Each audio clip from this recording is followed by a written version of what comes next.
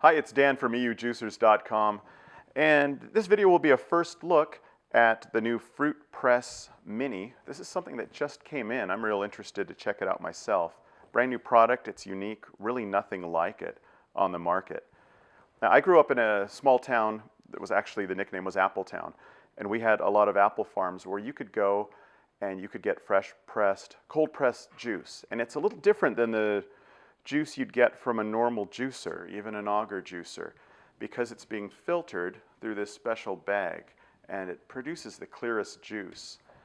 A popular use of this kind of filtering is some alternative cancer therapies.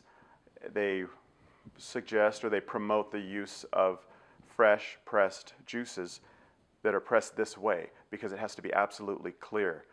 So that's one big benefit. Of course, another big benefit is it's small, it's minimalistic, the design's great. Of course, it's going to be a lot less expensive than a conventional juicer. You don't need an electrical outlet nearby. You can make a small quantity of really great quality juice. So let me show you what this device is. It's really simple. It's literally a fruit press. It's fruit being pressed by your own strength. And this is what's pressing it. It's a wooden disc. It's made of oak. Just like the base here is made of oak.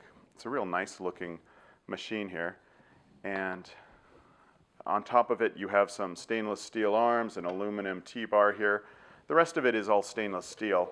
Let me take this out. Now on the inside, there's a filter bag. It's made of a synthetic material, and it's effective at keeping all the pulp out, and it's also very easy to clean. I'll be rinsing it just under running water between juicing, and occasionally you'll want to put it in the washing machine.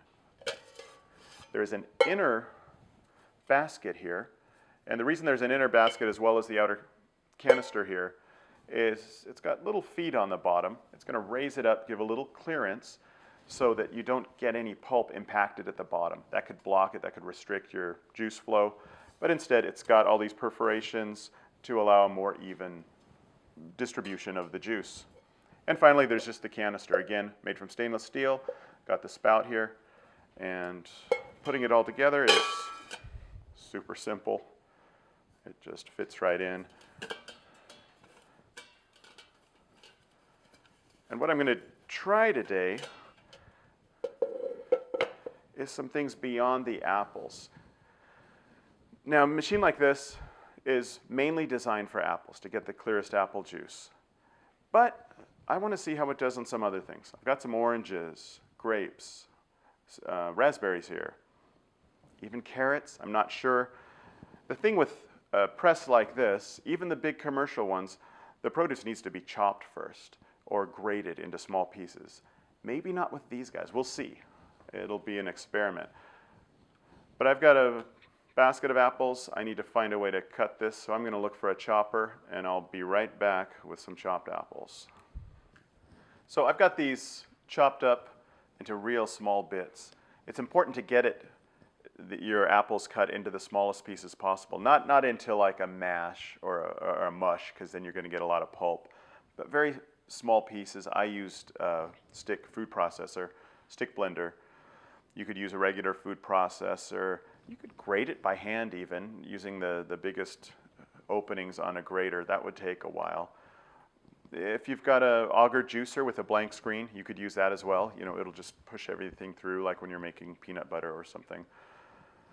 But this is a good consistency, and you need it in small pieces because, like I said, this is just a disc here. There's no blades, there's no spinning action. It's literally just pressing down, and if you throw a big chunk of apple, it's not going to go so well. So the process is pretty simple. I'm just going to spoon a lot of this apple into here. I don't want it completely full because the bag needs to be kind of sealed over on itself before I put the disc in. But I want to get a lot in there so I get a lot of juice out of here. What I'm doing is kind of packing it down. You want it spread as flat and evenly as possible, just so the pressing disc here has a flat surface. You won't have bubbles in there. And if you pack it in, it just means more juice will come out. I think that's probably enough. One more little scoop here. And what I'm going to do is level it out a bit. Then I fold the bag over onto itself. So this bag will actually be kind of sealed at the top. You can see that. Then I just put the disc in. So I'll just put it up here, line up this little rod here. And if you've got a small glass, you're just making some juice for yourself, you could do that. Look, it's already starting on its own, just from the weight of the disc. But I'm using one of these. This is a nice 1 liter glass container you can get here from EU Juicers. It's the Sauna brand. It's the one I use at home with my vertical juicer, my horizontal juicer. So what I'm going to do, I'm going to take this rod out. This gives me more leverage, kind of like when you're tightening the lug nuts on a car, on some tires. But just till I get it going, I'm going to do this by hand without the bar. It'll be a lot faster. Then once it starts getting difficult, I'll slide the bar in for more leverage. Now look at that. This is the first time I've used one of these. That's coming out a lot faster than I thought. And so far, not much effort needed here. So it's getting pretty tight. They're getting compressed in there. Notice the quality of that juice. That's the difference between that cold, fresh pressed juice, the stuff we would call almost apple cider in the States, although in Europe, cider usually implies some alcohol. So I'm putting the bar in just to get better leverage. Yeah. So I'll hold down the unit. And it's squeezing that bag pretty tight, getting all the juice it can out of there. This takes some effort. It's not too bad, especially if I put the bar out here. All right, I'm getting pretty close to the bottom there. So I'm going to stop here. And you can tilt it forward. Whoops. Get as much juice as you can. And then I'll just loosen it.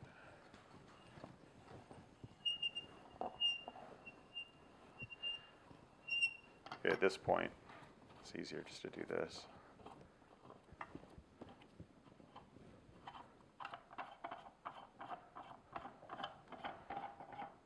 So that wasn't so difficult. It required some force, but if you've got the bar in this kind of position, you get plenty of leverage. Not a problem. And it just leaves a real dark, rich juice. If you've had that stuff you get in the fall from the farmer's market, that's what this is here.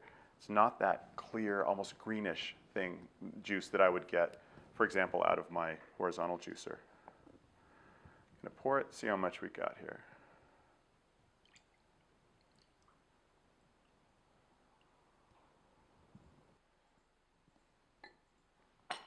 Made a pretty good yield of juice. Looks good. You know, in most of these videos, at the end of these videos, sometimes we have a lot of different juices, and I'm always wanting to try them. And when we're finished, I get to try them. But I really want to try this right now. So I've got my little shot glass here. Because this is what we were raised on as kids. Yeah, it's really good. It's a real difference from what I get out of my auger juicer for sure. A lot thicker, but also clear, like a richer flavor. Yeah, I like that. Let me just show you what's inside before I do my next juicing. I don't know if you can see that. It's basically just the bag of pulp. There's a lot more pulp here, obviously, than you would have with an auger or twin gear juicer. But that's also why the juice is so clear, because all of this pulp, skin, and everything is left behind in this bag. So next up, I'm going to juice some grapes. Again, this is mainly designed for apples. Why not? Got the machine out. Let's try some other things. Now it's time for these grapes. I've sliced these grapes in half just to break the skin already. It should help with the extraction of the juice. Otherwise, the process is going to be the same as with the apples. I'll fill it up, I don't know, about 2/3, 3/4 full. Okay, that's about 3/4 full. You can't get a flat surface like you could with the apples because that was, cut so small, almost like a paste. But otherwise, it's the same process. Fold it over, put in the plate, line it up here. I've got this a lot higher now.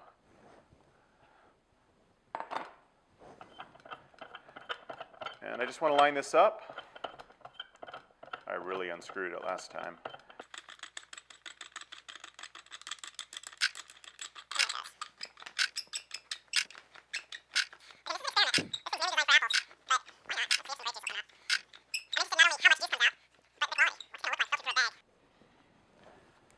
And again, once it starts getting difficult to turn, that's when it's time to put in this bar.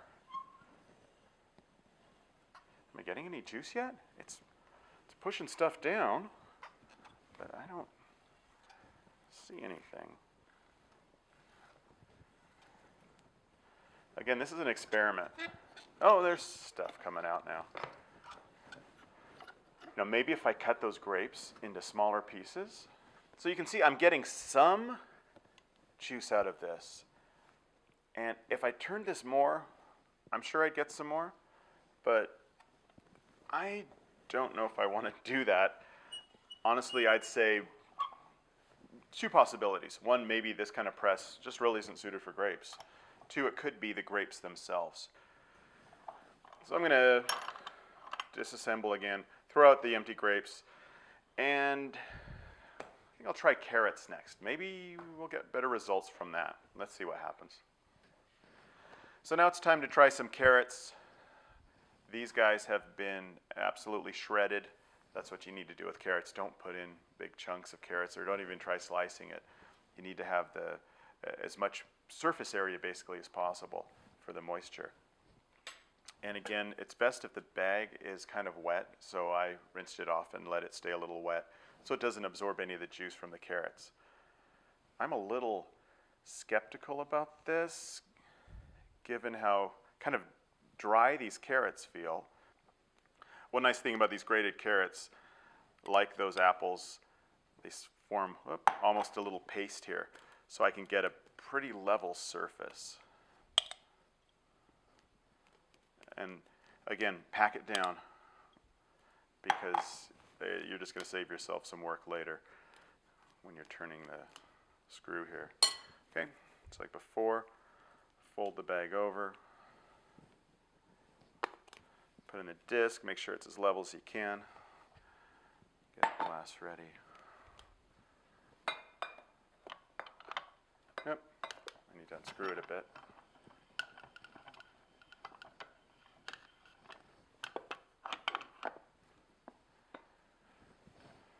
And here we go.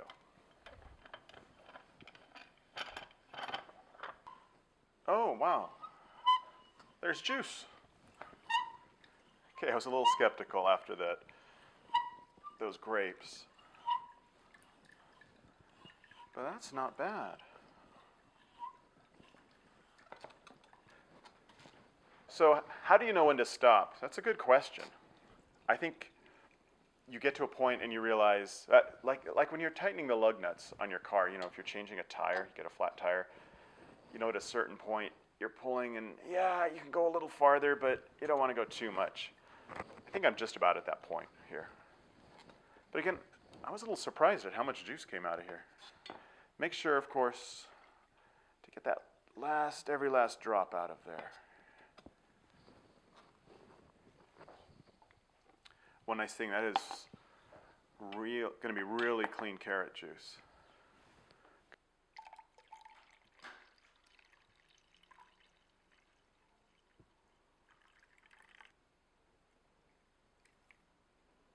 It wasn't bad. Got a full glass. It's about 200 milliliters. So I'd say 2 successful tries here. Let's see what's going to be up next. Oranges are something that's easy to get juice out of most any machine. But I'm curious about this, with this synthetic bag, how it's going to go through, if the fibers in there are going to clog things, not sure. So again, this is going to be another experiment.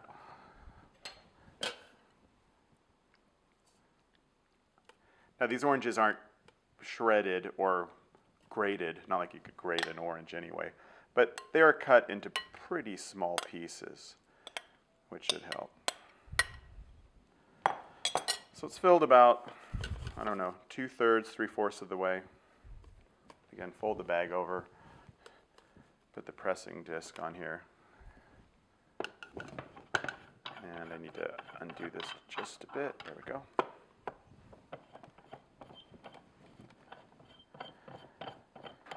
Let's see how much juice we can get out of it. So it's going pretty well. Definitely not getting as much as I'd get out of a conventional or an auger juicer. Yeah, so I found by rearranging the oranges in there, I could get some more juice. Also, one thing I'm doing here, when I notice the disc turning, that means it's found an area where there's less oranges on one side. I just kind of push down on the stronger side. And that levels it, lets me get a little more juice out, that's all. But I think that's sufficient for here. I've got over 200 milliliters out of that. And again, should be a really well-filtered juice.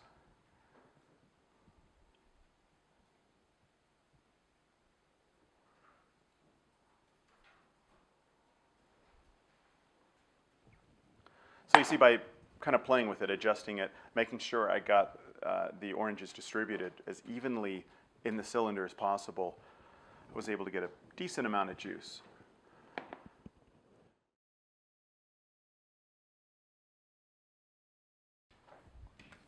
Next up, I want to try some raspberries. It's out of season, so these aren't going to be the freshest, juiciest. They're the freshest we could find. But after what happened with the grapes, I'm thinking rather than putting them in whole, I need to break them up a little. So I'm going to just mash them a bit with a fork. Even better if I had a potato masher, like I was making mashed potatoes, that would be ideal. But I'm just going to make this into kind of a mush here. Okay, that's a lot better consistency.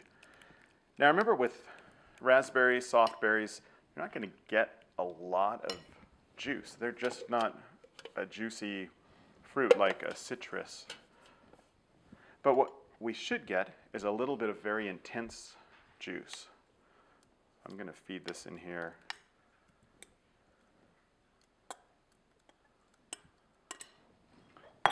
Now this didn't fill it nearly as much as the apples, the carrots, or even the oranges. It's maybe a third full. Oh look, some excited juice is already coming out. But this should stay pretty level because it's not that chunky. Look, it's self-juicing already. So I've got to turn it down a little lower because there's a lot less volume of berries or berry puree now in there.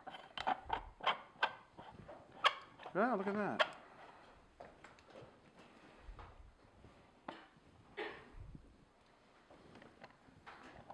I just noticed something.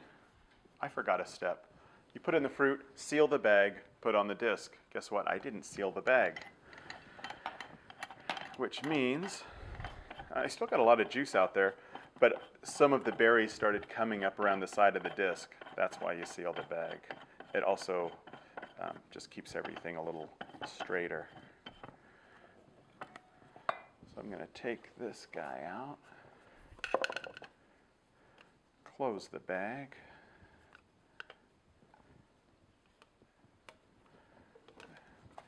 and I should be able to get even more juice out.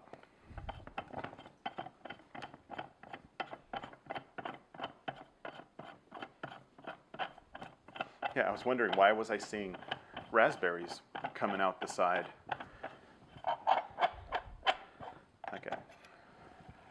Yeah, there's more. Those berries that were trying to escape are now getting juiced. And you can see that is a thick, almost like a syrup, you know, real intense juice. And you probably wouldn't drink that straight. I suppose you could, but if we added some of that, you know, on a 1-to-4 ratio, it would be a great flavoring for the apple juice. And again, I'm going to play around with this disc, keep it straight, just to maximize. Yeah, look at that.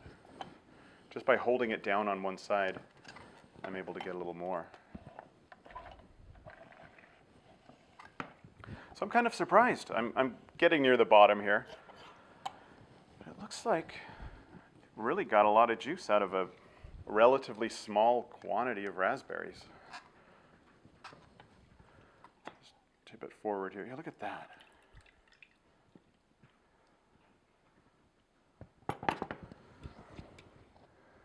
That's more than 300 milliliters of juice.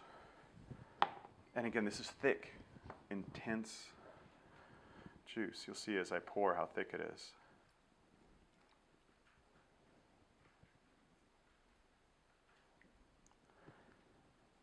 Yeah,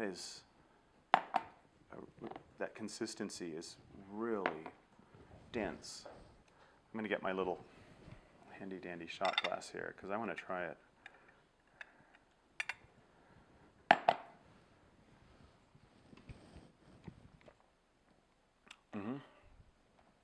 That's good. A little tart, a little more tart than I thought. I thought it was going to be overpoweringly sweet, but super intense raspberry flavor. So that's those. And remember, we tried the grapes before.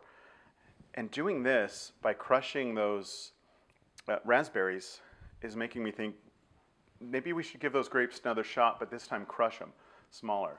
So I'm going to clean this up, get the chopper out, get those same grapes that we had sliced in half and crush them into little bits. You know, maybe doing it that will get something, some kind of juice. So it's an experiment. All right, it's one more time with these grapes here. Again, inspired by the raspberry. Seeing when I chopped them up with that fork and got them into kind of a wetter consistency. You can see here, these grapes have been run through a chopper, through a food processor, and there's a lot more liquid than before when there were just those half grapes. So I'm going to have to be careful because if I just pour these in direct, there's going to be grape juice everywhere. What I'll do is put some in here, hold it up so the juice doesn't leak out the spout, and then I'll just pour it directly into the glass serving container there.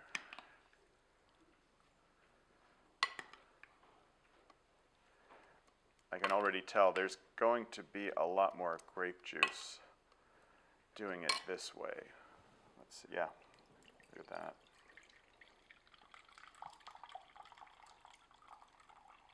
So in this case, right now, that's just acting as a strainer. The chopper did the hard work in that case. Now I just want to seal the bag and get everything lined up properly. Get this nice and level. Clearly, this was the way to go. Run everything through a chopper. Get the smallest pieces possible.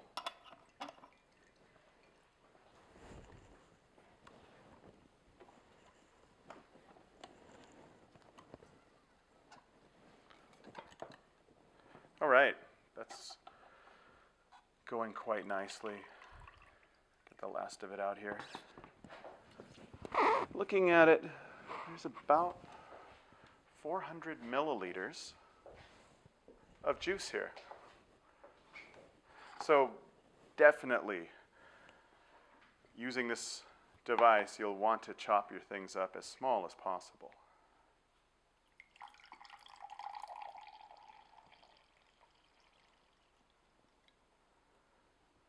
Yeah, a lot of leftover this time.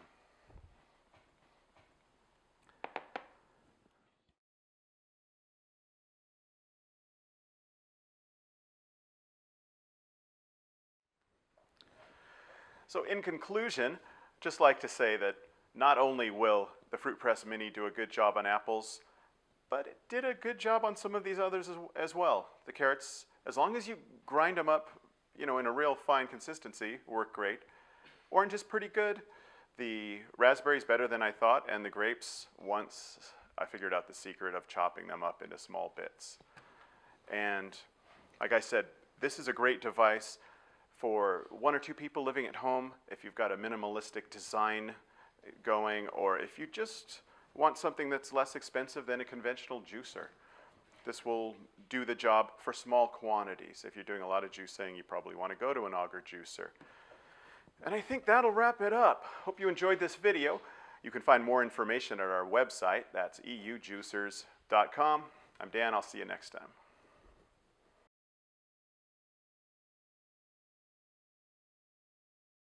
Clearest, easiest, most, yeah. No, I like the sound effect. I'm sorry. It's like, duh. Heb je geteld? Zie daar. Nee, goed, mamito. I don't want to sit with that guy.